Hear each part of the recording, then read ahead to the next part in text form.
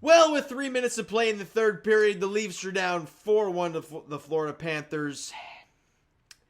And the four-game winning streak comes to a close.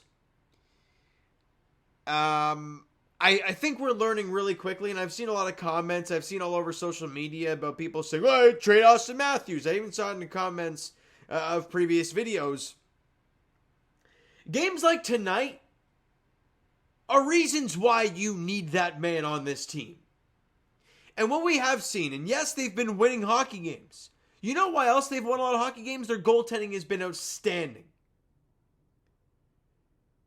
But what you also got to realize is their 5-on-5 goals have been non-existent. And if I'm not mistaken, Austin Matthews might lead the National Hockey League in 5-on-5 goals since he's come into the league. So, you kind of need him. You also lost Bobby McMahon in the game, did not return. Austin Matthews will be playing, though, on Saturday night against the Lightning. You still got no Max Domi, no David Campbell offense, whatever. Matthew Knies, obviously, a big one as well. Max Pacioretty, who sprinkled in some stuff when he was around. But obviously the big ones are Matthew Knies and, of course, Austin Matthews. And that was on display tonight. A good Florida team. I don't care that they had lost 4 in a row coming into play today. They're still a good team. They're going to be battling at the top of the Atlantic Division all year long. This was an opportunity for the Leafs. This was an opportunity for them to make an impact here and put some distance between you and the Panthers. Right? You win this game, you're 5 points up with the game in hand. You don't do that, right? You're down 4-1 with 3 minutes to go. It's pretty much over at this rate. And, hey, it's going to happen, right? How many times have we gone through regular seasons and talking about big games? Well, we all know when the big games really begin.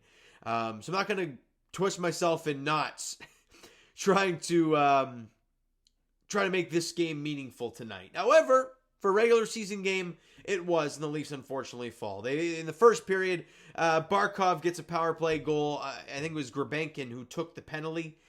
That made it 1-0, 4:46 in, and less than a minute after that, Semeshkovich, I think, he scores, make it 2-0, and just like that, 5.5 into the first period, you're down 2-0. A really bad start to the game for the Leafs. Look, when you're 5 minutes in on the road against a good team and you're down 2-0 early, with an offense that, again, 5-on-5 isn't very good, it's going to be tough. And they showed that, right? Second period, and this was the backbreaker, right? Late in the period, you got a power play, but then they get an odd man rush, and it's dropped off to the third man, which was Sam Reinhart, who fires one gorgeous shot, high blocker, right in the corner past Anthony Stolarz, making it 3-0, shorthanded. And that was the back. Sure, the Leafs did score on that power play. Like a minute and a half later, Marner scores on the power play. Good, fine. But you allowed a goal. It really didn't help you too much. It kind of just took away the shorty, and you're still down two goals heading into the third. You don't allow the shorty. You score the power play goal. You're only down 1 going into the third. It could be a different hockey game, but instead it's not. Right? Shots on goal in the first. It was a pretty even game all around, right? Shots on goal were 10-9 Florida in the first, 10-9 Leafs in the second. You go to the third period. And again, the Leafs can't really get much offense going. The Florida Panthers played a good hockey game, and then obviously with the double minor to Willie Nylander, Carter Verhaeghe scores on the power play, beats Stolar short side. Cheese 14:37 and making it 4-1. It is now 5-1 with an empty net goal that they just pot in, and that's all she wrote. Right, it's unfortunate, but I'm not going to twist myself in knots trying to get worried because they won 4 in a row. They're going to be getting Austin Matthews back. Knies, I believe he was not wearing a non-contact jersey, which was like a red jersey. He took that thing off, so that's a positive sign for Matthew Knies. So hopefully he'll be back shortly as well. But Anthony Stolarz does allow 4 goals and 23 shots. Regardless of if you fault him for the goals, it's still not great numbers. So we'll see what happens. I'm curious who plays Saturday against Tampa. I'm very curious because we know how good Joe Woll has been recently, and Anthony Stolarz has been very good as well. Except tonight against his former team wasn't the best, even though, again, it wasn't horrific. But even in his last start against Edmonton, 3 goals on 30 shots with a 900 save. So his last 2 starts haven't been great. He's led at least 3 goals in his last 3 outings.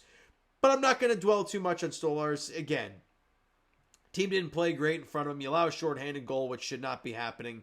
And you can't get any offense. You score 1 goal. Regardless of how your goaltender does, 1 goal, it's not going to cut it. All right, we move on to the next one because I don't want to dwell on it because, well, key players, I guess. Marner goal, but was also a -2 in the game. And that's it because the goal was unassisted. That's all I got. Nylander, Riley, Tavares, they were all -3, -2s in the game. Fraser Minton somehow. He played 15 minutes. He's a -2, so a tough night for Fraser Minton. Again, this is why you want your guys back. I understand people get excited when they win games without their players. And hey, look, I was too. Right, with this loss, they're 7-2, without Austin Matthews. Great. Now when he comes back, start banking some more wins. And you have a tough one on Saturday night, right? The Tampa Bay Lightning, you're going to Emily Arena to take on the Lightning, and right now, oh my goodness. Tampa was up 2-0. Washington tied at 2-2. They went up 3-2. Washington tied at 3-3. Tampa went up 4-3, and Washington scored 2 goals. They lead at 5-4 with 32 seconds left. So you're going into Tampa on Saturday night? Yeah, Saturday night. I'm curious to see who's going to be in net. I'm very curious, and my gut telling me it might be Joe Woll. We'll see, though. We'll see. You can't... God, with the way the Toronto Maple Leafs are secret-wise, you never know what the hell they're going to do.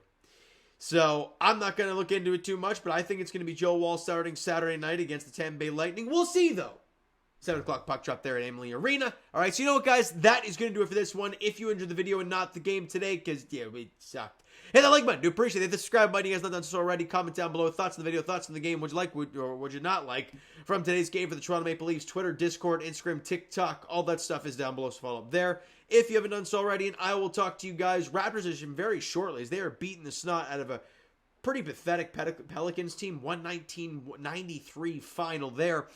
And Leafs edition, talk to you guys Saturday night as they're at Emily Arena taking on the Tampa Bay Lightning. Going to be a doozy on Saturday night. Thank you so much for listening and watching. I hope you enjoyed the video and not the game today. Talk to you guys then.